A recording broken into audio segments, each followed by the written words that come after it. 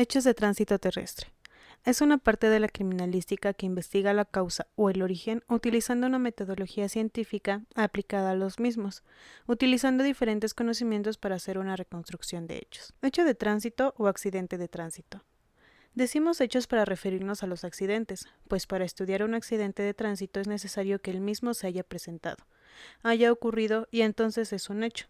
En cambio, para que sea un accidente es necesario que se llenen determinados requisitos. Accidente es un hecho que se presenta sin desearlo, sin pensarlo, y tiene como consecuencia un daño. Si este es en nuestras pertenencias o nuestra persona, nosotros asimilaremos toda consecuencia, pero si este involucra bienes ajenos o a terceras personas, es un ilícito. Para que se dé el requisito de considerar accidente a ese hecho, es necesario que pasen sin que exista algún agravante señalado por ley, considerando a estos ilícitos como delitos imprudenciales. Tránsito. Idea de movimiento o desplazamiento de un lugar a otro. Para que pueda considerarse competencia de nuestra materia, es indispensable que exista movimiento en por lo menos uno de los vehículos. Vehículos. Medio cualquiera que éste sea que nos permita trasladarnos o trasladar carga de un lugar a otro. Un móvil que nos auxilia a desplazarnos hacia los distintos puntos a los que deseamos llegar. Accidente de tránsito de vehículos. Los accidentes de tránsito de vehículos son ilícitos que suceden con motivo de desplazamiento de cualquier medio de locomoción. Sus excluyentes son: si un accidente tiene cualquiera de los agravantes o existiera intencionalidad, dejaría de ser accidente y desde luego de formar parte de la materia. Si un ilícito se suscita en un vehículo, pero éste no se encuentra en movimiento, también deberá formar parte de nuestro estudio. Cualquier accidente que se dé sin que intervenga un vehículo no se encontrará dentro de las especificaciones y consecuentemente no podrá ser un accidente de tránsito. Información objetiva. Observación del lugar de los hechos. Es una de las diligencias que se encuentra contemplada en la rutina, en la observación documental del perito. Es imprescindible la práctica de esta fase toda vez que proporcionará elementos significativos que con la recopilación de otros factores permitirá establecer la mecánica de la colisión y consecuentemente las causas que lo produjeron. Revisión de los vehículos. Es fundamental en el análisis de los hechos de tránsito terrestre, que con observación del lugar de los hechos puede dar certeza en la realización de una acertada investigación. El conocer o saber interpretar la ubicación y características de los daños que presentan los vehículos permitirá establecer la forma y cómo se desplaza, y el punto de incidencia al colisionarse, pero uno de los aspectos que se considera demasiada importancia es el cálculo de velocidad, tomando en cuenta la deformación de los materiales y las características de hundimientos y corrimiento de los daños personales en los vehículos colisionados. Se hace un análisis más a detalle, poniendo la observación del lugar de los hechos como número 1, estudio y observación del medio ambiente.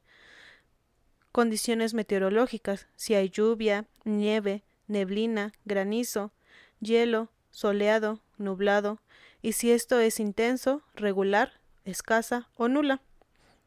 Luminosidad, si esta es natural o artificial. Número 2, estudio y reconstrucción de la visibilidad.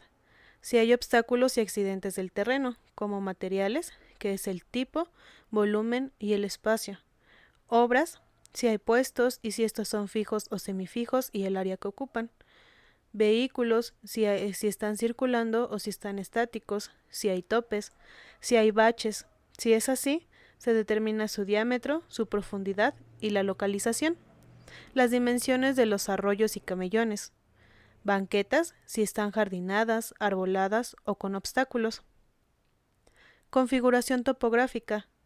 Los tipos de cruceros, si son regulares, que son en cruz o X. Si son irregulares, que son glorietas, en forma de K, T, Y y desfasados.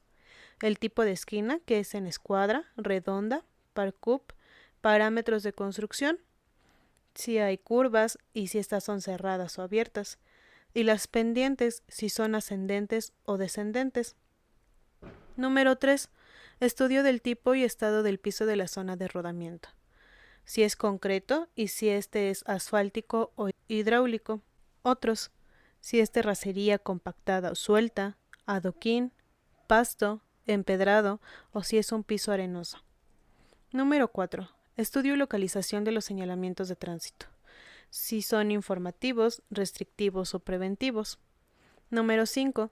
Estudio y muestreo de las condiciones de tránsito, si es intenso, regular o escaso. Número 6. Localización de huellas, si existen de frenado, arrastre, desplazamiento, rodamiento, de cuerpo duro o metálico o si son mixtas. Número 7. Localización de indicios, fricciones que pueden ser postes, bardas, muro de contención, árboles, guarniciones, teléfonos públicos o banquetas. Si existen manchas de líquido de frenos, sangre, aceite, combustibles, anticongelante, agua, líquidos varios, ácido de batería o de tierra de tolvas. Si hay huellas, si hay pintura, si hay fragmentos de cristal, acrílico o de pintura. Posteriormente se hace la revisión de vehículo, que es una revisión de exterior, que son de las partes bajas, como tolvas, mofles, rines y chasis. La carrocería en general se hace una división imaginaria por ejes, como lo presenta a continuación la imagen. Número 1 es la parte frontal izquierda, 2 parte frontal media, 3 parte frontal derecha, 4 costado delantero derecho, 5 costado medio derecho, 6 costado posterior derecho, 7 parte posterior derecha, 8 parte posterior media, 9 parte posterior izquierda, 10 costado posterior izquierdo, 11 costado medio izquierdo, 12 costado delantero izquierdo. A es el vértice delantero izquierdo, el B es el vértice delantero derecho, C es el vértice posterior derecho y D es el vértice posterior izquierdo. La división imaginaria por ejes. Frente, que es defensa, parabrisas, faros. Costado, que son las portezuelas, manijas, salpicaduras, molduras. En la parte posterior está la cajuela, calaveras y defensa. La mecánica, que son la dirección, frenos, neumáticos y otros. La revisión interna, en el tablero, si hay abolladuras, si hay sangre, pelos, tegumentos, residuos biológicos, dientes. Se revisan los marcos y los asientos si estos son desprendibles, removidos o si están dañados. La dirección, si es hidráulica o mecánica. Los frenos, si son hidráulicos, mecánicos, potencia, ABC o CBC. Y el parabrisas, si está roto, estrellado. Y si es así, si es de dentro hacia afuera o de afuera hacia adentro. Y la localización. Daños por cuerpo blando. Los daños que se presentan en un vehículo cuando éste se colisiona con un peatón, cuyas características se dan únicamente y de forma roma, es decir, que no se presentarán aristas, serán redondeadas y la pintura solo se desprenderá, y en muchos casos estas deformaciones presentarán manchas de sangre, tejido adiposo, fricciones de fibra textil, cabellos, etc. Se describirá el diámetro mayor, la localización, la profundidad y el tipo. Daños por cuerpo duro. Las características de deformación y sentido se refieren a los daños causados en los vehículos y comúnmente se conocen como hundimientos y corrimiento, las cuales se presentan mediante vectores o flechas tanto en forma transversal a la parte afectada del vehículo que indicará el hundimiento y el modo longitudinal a los daños del automotor que señalen el corrimiento. Huellas de frenado. Se forman los neumáticos bloqueados, dividen la rotación. Entonces, al desplazarse el vehículo en su dirección sobre un solo punto de la llanta, esta queda marcada en el pavimento. Huellas de arrastre. Se suscitan cuando un vehículo que frena es cambiado y arrastrado en distinta dirección a la que tenía cuando se desplazaba frenando. Huellas de desplazamiento. Son las que causan los neumáticos antiderrapantes de los vehículos, precisamente cuando se pierde la trayectoria normal y el vehículo se desplaza lateralmente. Huellas de rodamiento. Son los que se producen sobre superficies fuera del arroyo de circulación, cuya dureza permiten que se marquen como pisos con pasto, camellones, zonas jardinadas, banquetas, acotamientos o tierra seca o húmeda. Huellas de cuerpo duro. Son aquellas causadas por las partes metálicas de un vehículo sobre la superficie del piso. Se inician cuando se producen contacto y fricción de las autopartes al ser deformadas, así como también por volcadura y arrastre. Tipos de acontecimiento. Choques y proyecciones. Es necesario que por lo menos intervenga un vehículo, que se encuentre en movimiento y que tenga contacto. A. Si es contra un objeto fijo como un poste, árbol, casa u otro vehículo, pero este último sin movimiento, se tratará de una proyección. B. Si ambos vehículos se encuentran en movimiento sin importar la clase de móviles que se trate, será un choque. Colisión entre vehículos. Colisión frontal. Es el caso donde se encuentran involucrados dos vehículos que tienen contacto violento de frente. Colisión posterior.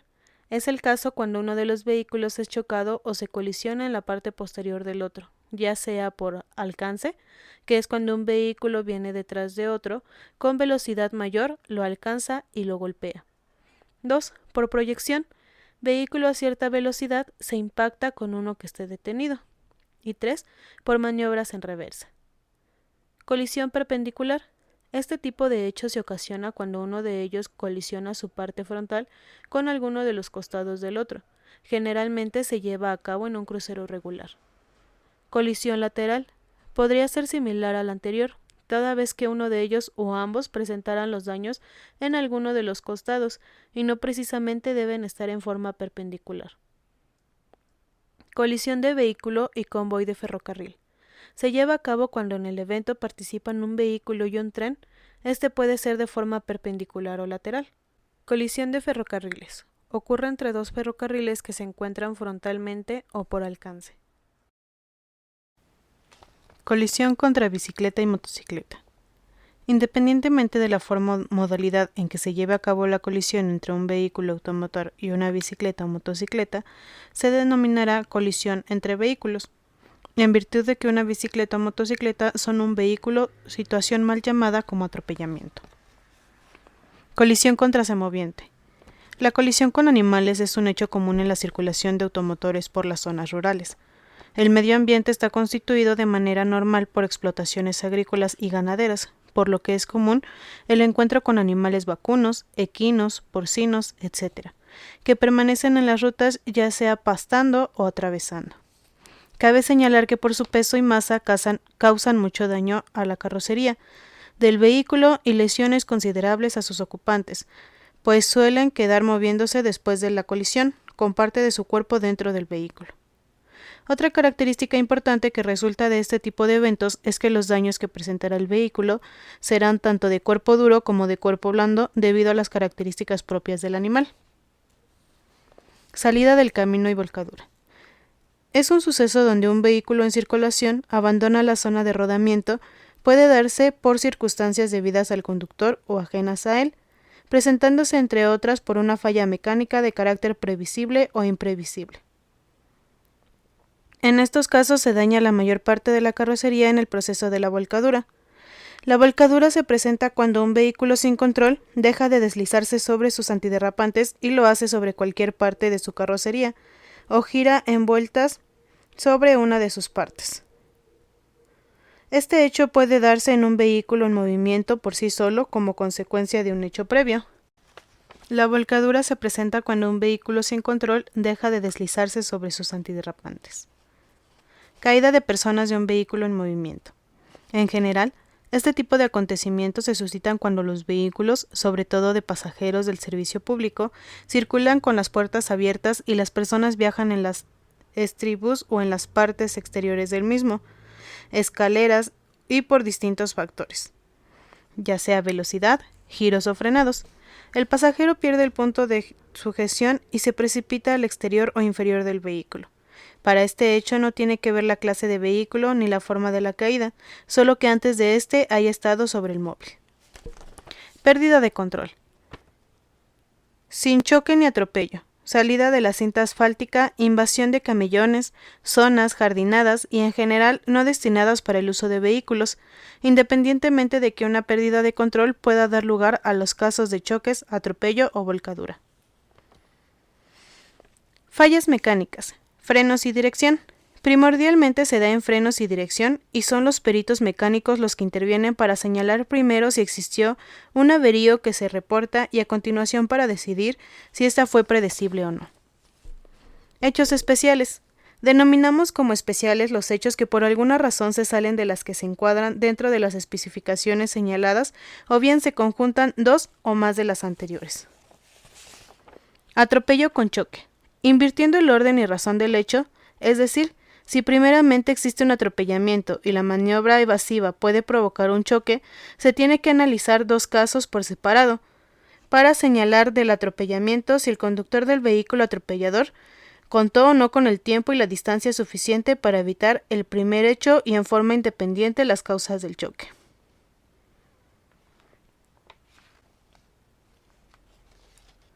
Choque con atropello. En caso de que se produjera un choque y las trayectorias posteriores a la colisión dirigieron o uno de los vehículos hacia un peatón, en estos hechos se debe analizar el suceso primario y el atropellamiento como consecuencia del mismo.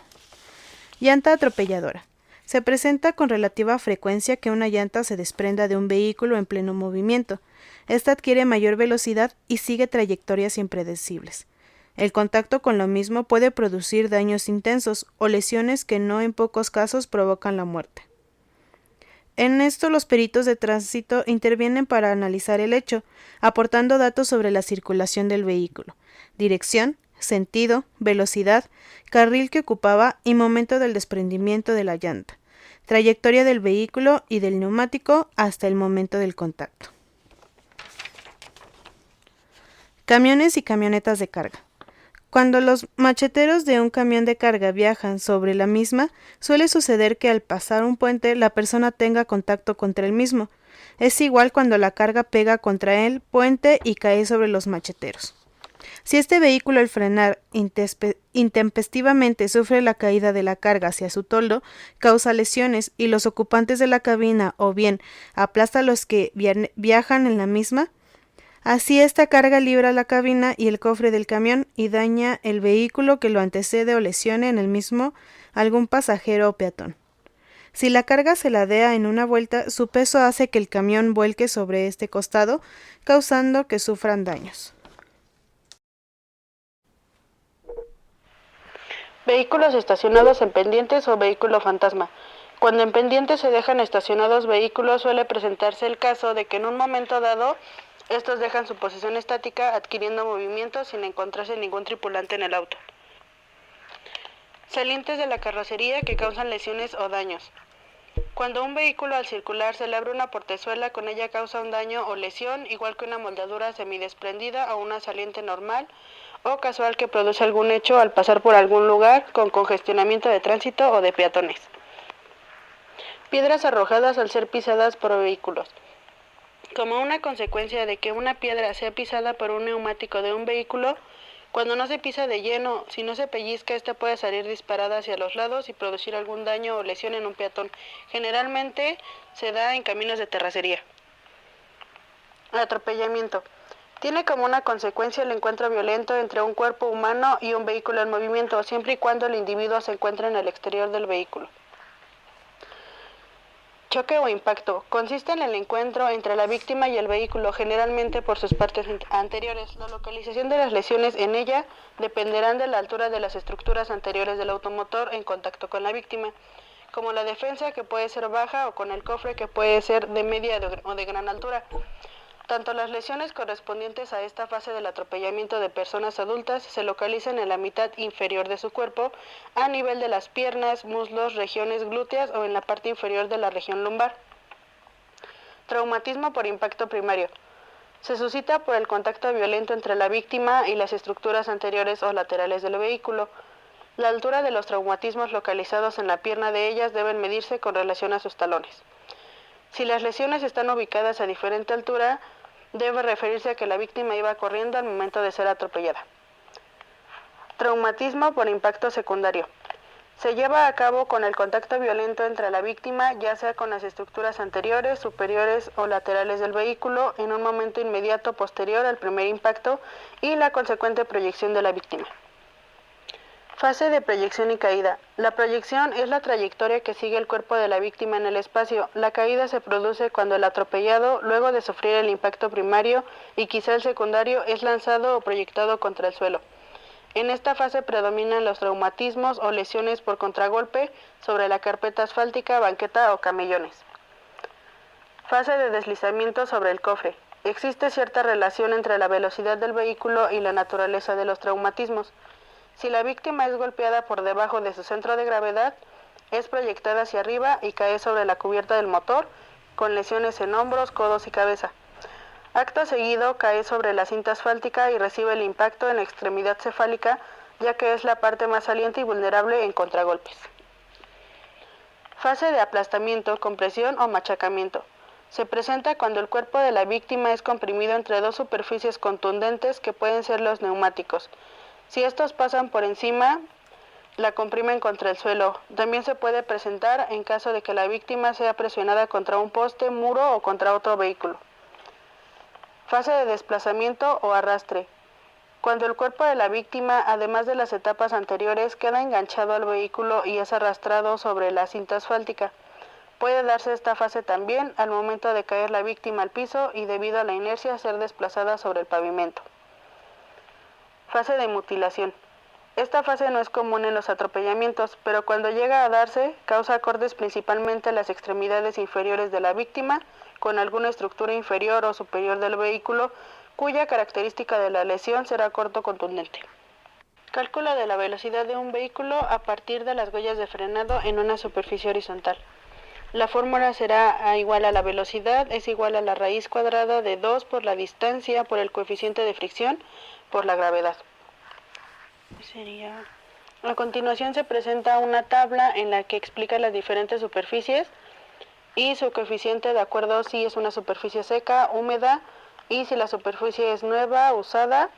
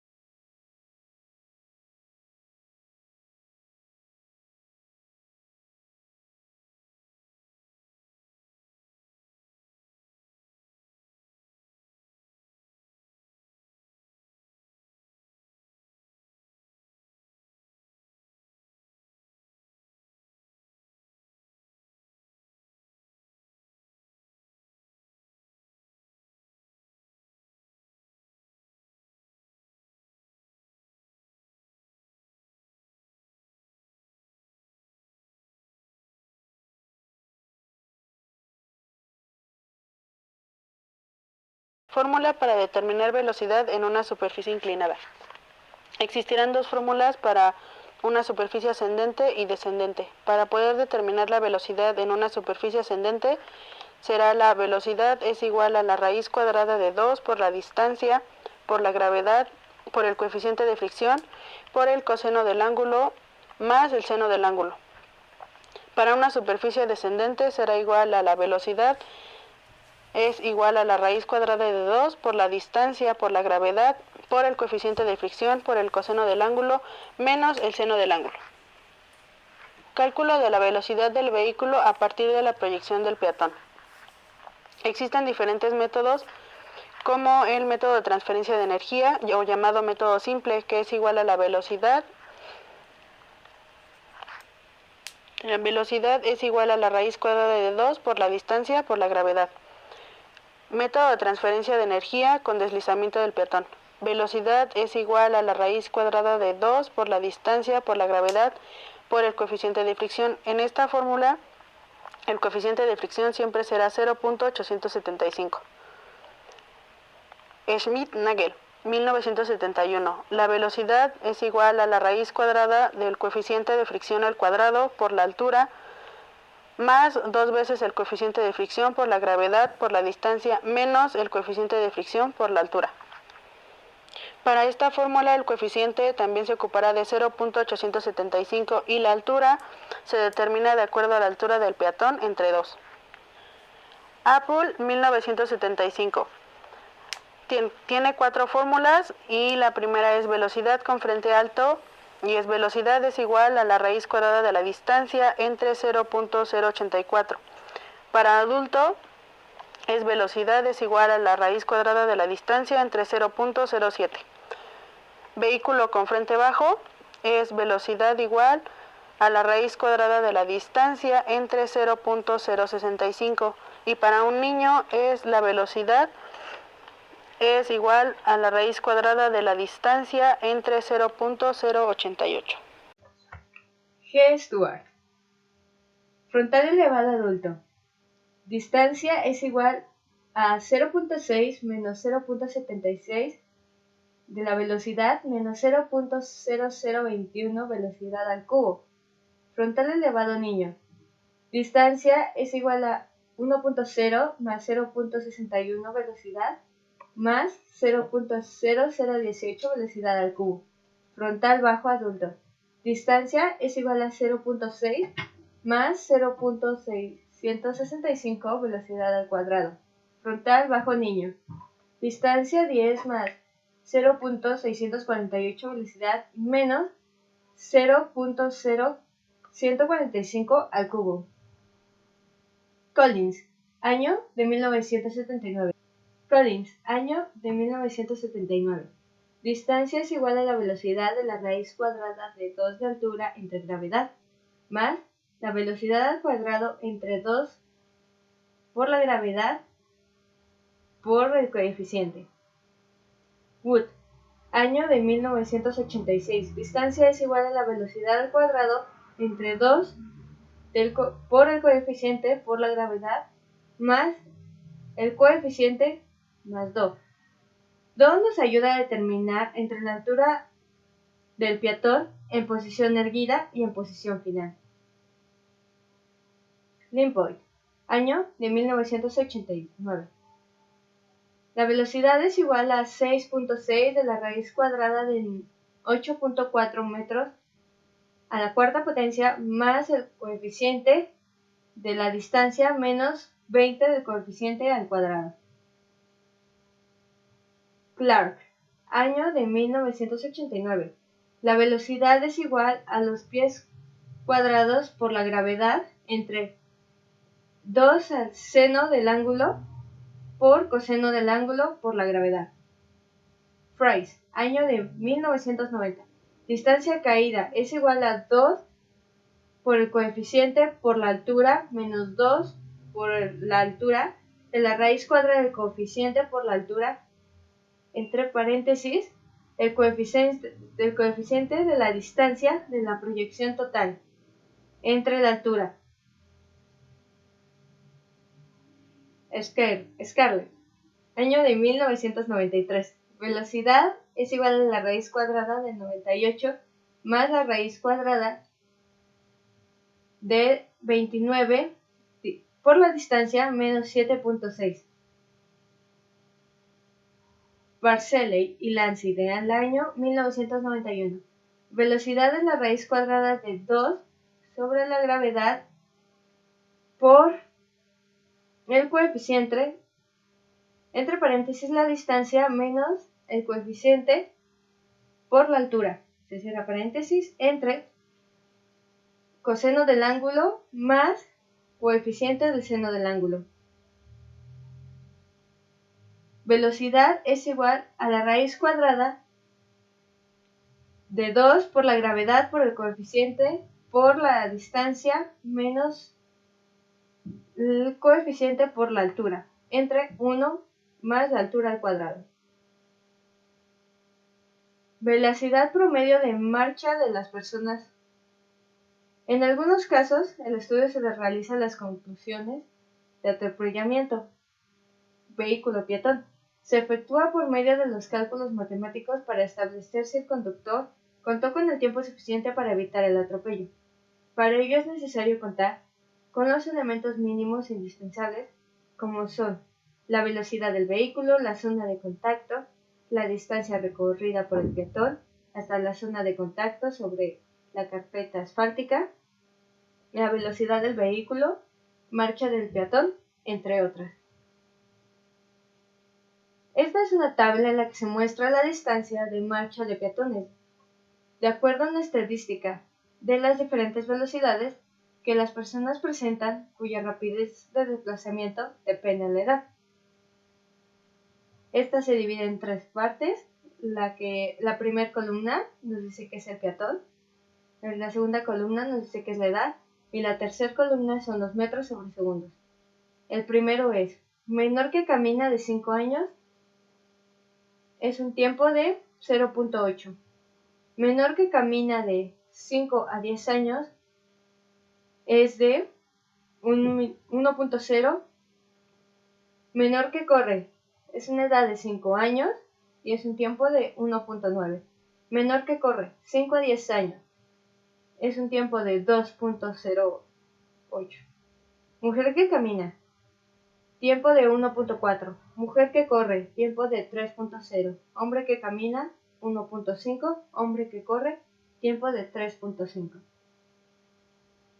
Generalmente estas velocidades se aplican en la actualidad, pero no se llegan a tomar en cuenta en mucho, gracias por los otros diferentes factores que intervienen en la rapidez, a la forma de cruzamiento por parte de la persona y que es necesario precisar en cuanto a que no se consideran las condiciones físicas de la persona y que es necesario precisar a cuánto es considerada las condiciones y es necesario en cuanto se consideran los tipos de condiciones físicas que tiene la persona. Además se toma en cuenta el estado psicológico de los peatones. Esto es cuando una persona se encuentra en estado de... Además se toman en cuenta el estado psicofísico de los peatones. Esto es cuando una persona se encuentra en estado de ebriedad, lo que nos da a entender que su marcha será más lenta. Tiempo de precisión y reacción del conductor. Se identifican en 5 etapas, protagonizadas por el cerebro humano y de nuestro tiempo empleado de percepción y reacción de las personas al conducir vehículos. Una cuestión esencial en el análisis en hechos de tránsito es la determinación del tiempo que consumió cada etapa del propio hecho y su comparación los tiempos de estándares normales, lo cual permiten comprobar su estancia y la demora a los protagonistas. Primera etapa: detección. Se considera cuando el objeto o situación de riesgo entra en el campo de percepción del sujeto y finaliza cuando este último toma conciencia de que es algo que se ha presentado. Esta primera etapa concluye cuando el conductor mueve sus ojos a modo de enfocar a la persona central de sus retinas. Aquello que lo detectado, su duración es de 0.3 segundos. Etapa 2. Identificación. Consiste en el inicio de tiempo de reacción, lapso en el que el sujeto obtiene suficiente información sobre el riesgo detectado, como para poder hacer una evaluación del mismo.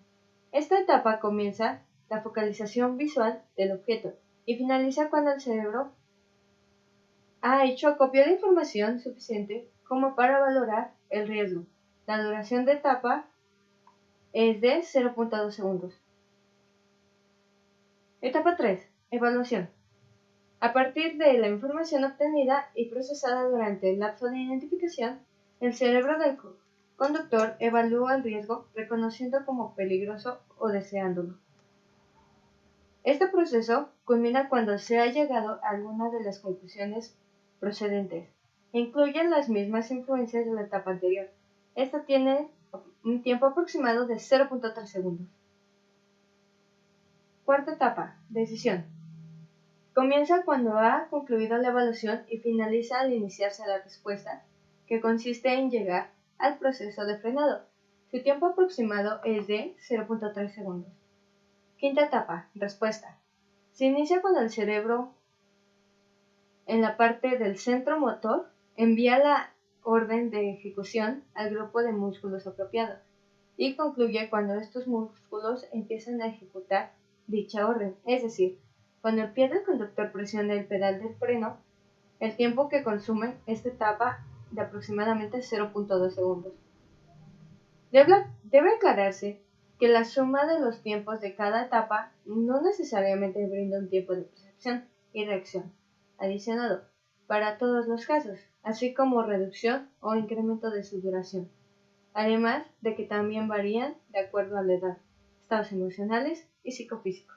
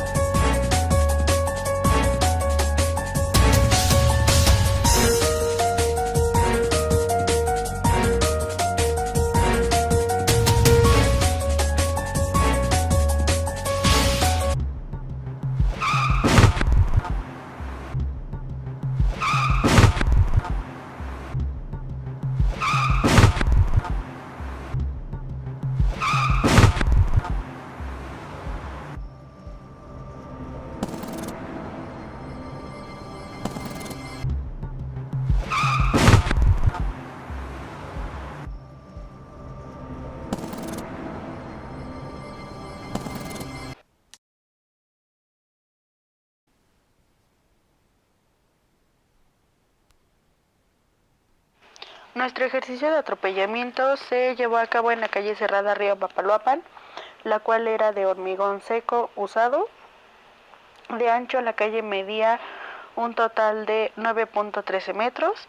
También se sacaron las medidas de las huellas de frenado, de lo cual la huella más larga es de 3.23 metros y la huella de frenado más corta es de 2.21 metros. Del punto de impacto a donde termina la calle son 2.5 metros y fueron las medidas que se tomaron para poder determinar la velocidad del vehículo. Para poder determinar la velocidad de nuestro vehículo, se utilizó la fórmula de velocidad en su forma horizontal, que es la raíz cuadrada de 2 por la distancia, por el coeficiente de fricción, por la gravedad. El coeficiente de fricción que se ocupó fue el de 0.675, ya que la superficie era hormigón seco usado y ese es su valor. La distancia de 3.23 se tomó es porque es la huella de frenado más larga y nuestra velocidad nos da como un resultado de 6.54 metros sobre segundos. El tiempo de frenado es la velocidad entre el coeficiente por la gravedad y eso nos da como un resultado de 0.98 segundos.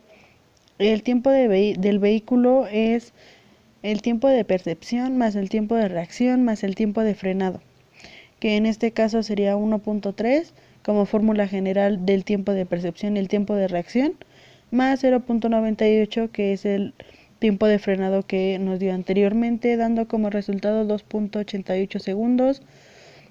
Y el tiempo del peatón es igual a la distancia entre el tiempo. La distancia se tomó de los 9.13 metros que medía la calle, menos los 2.5 metros de donde se dio el impacto para llegar al otro lado de la calle. Y da como total de 4.7 segundos. Y nuestra conclusión es que el conductor sí se encontraba en condiciones de evitar el impacto, debido a que para detener el vehículo requería de 2.88 segundos y el impacto se dio a los 4.7 segundos de haber iniciado la cuenta.